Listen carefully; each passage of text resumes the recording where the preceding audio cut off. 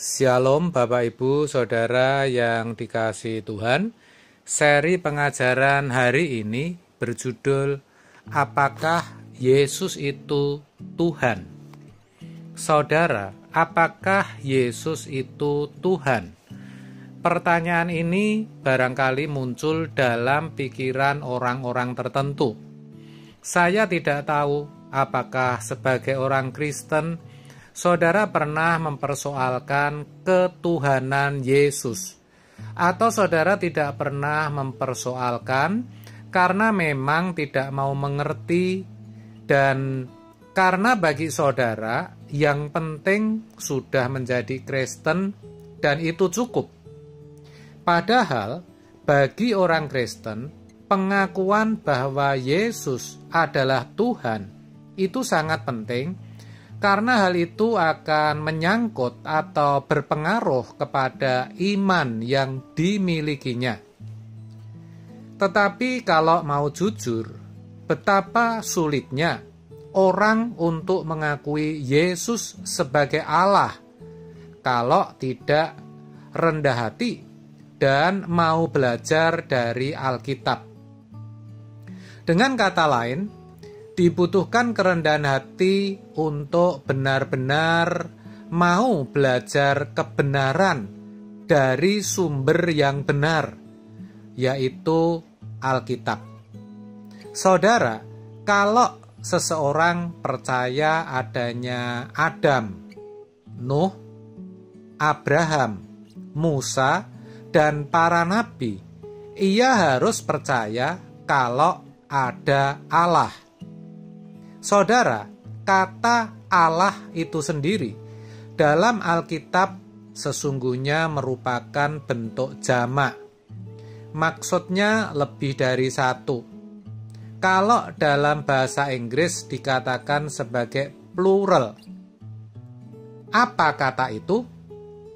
Yaitu Elohim. Ya, saudara, Elohim yang artinya Allah. Dan itu pengertiannya jamak atau lebih dari satu. Sedangkan bentuk tunggalnya adalah Eloah, yang mana kata asalnya adalah El. Jadi sekali lagi ya saudara, gampangnya Elohim itu harusnya diterjemahkan Allah-Allah atau para Allah. Sedangkan El diterjemahkan sebagai Allah. Jelas bukan saudara? Jadi Elohim sejatinya adalah suatu lembaga, yaitu lembaga ilahi, di mana di sana terdapat Allah Bapa dan Allah Anak, yaitu di dalam pribadi Yesus. Ini penting saudara. Saudaraku, sebelum dunia dijadikan, pribadi Yesus sudah ada bersama-sama dengan Allah Bapa. Ia adalah Allah Anak yang bersama dengan Bapa menciptakan dunia ini. Yohanes 1 ayat 1-3. Pada mulanya adalah firman.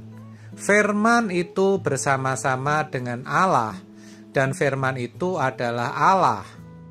Ia pada mulanya bersama-sama dengan Allah. Segala sesuatu dijadikan oleh Dia, dan tanpa Dia tidak ada suatu pun yang telah jadi dari segala yang telah dijadikan. Saudara, firman dalam ayat tadi adalah Logos, yaitu pribadi Yesus, yang adalah abadi dan senantiasa dalam persekutuan kasih dengan Bapa dan Roh Kudus. Artinya selalu ada bersama-sama dengan Bapa dan Roh Kudus. Dikatakan firman itu atau Sang Logos adalah Allah. Sangat jelas dikatakan tadi. Jadi sekali lagi, bahwa Yesus Kristus adalah Allah Anak yang bersama dengan Bapa menciptakan dunia ini. Tetapi manusia yang diciptakannya kemudian jatuh ke dalam dosa. Karena Allah Bapa mau mengembalikan manusia ke rancangannya semula, maka Allah Anak itu harus mengosongkan dirinya dan menjadi manusia untuk menyelamatkan manusia, saudara. Ketika menjadi manusia, nah ini yang harus kita tahu, rohnya adalah roh Allah Anak, tetapi tubuhnya berasal dari tubuh Maria. Sementara jiwanya bertumbuh, jiwanya berkembang. Itulah sebabnya dikatakan ia 100% Allah dan juga 100% manusia. Saudara, menerima Yesus Kristus berarti menerima korban penyalipannya.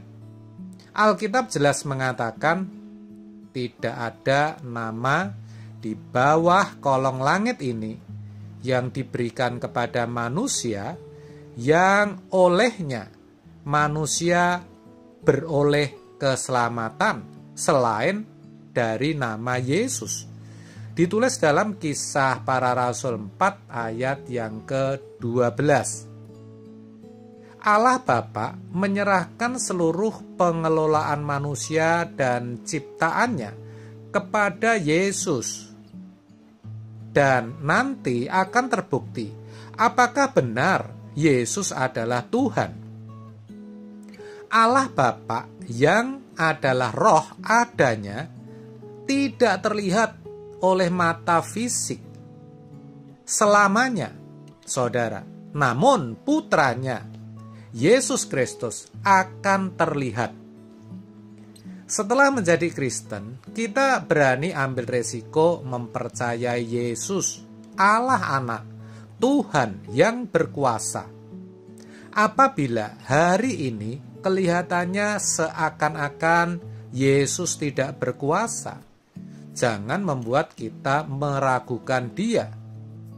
Kita harus melakukan pembelaan bagi Tuhan sesuai caranya, bukan cara kita. Walaupun Tuhan tidak membuat mudah jalan hidup kita ketika kita membela Dia, justru itulah saat bagi kita untuk menunjukkan kesetiaan yang sejati.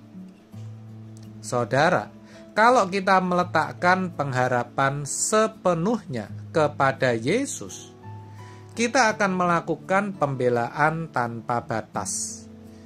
Ketika kerajaan dunia berakhir, seperti dituliskan dalam Daniel 2 ayat 31-45, kerajaan Tuhan Yesus akan berdiri kekal. Memang tidak mudah untuk berubah. Karena itulah dalam 1 Petrus 1 ayat 13, Rasul Petrus mengatakan, siapkanlah akal budimu, yang artinya mempersiapkan pikiran kita untuk berubah agar dapat menerima sesuatu yang tidak lazim diterima. Itulah kebenaran hari ini, saudara. Kiranya melalui kebenaran ini kita boleh mengerti dan memahami bahwa sejatinya Yesus adalah Tuhan. Tuhan bagi kemuliaan Bapa. Amin. Tuhan Yesus memberkati.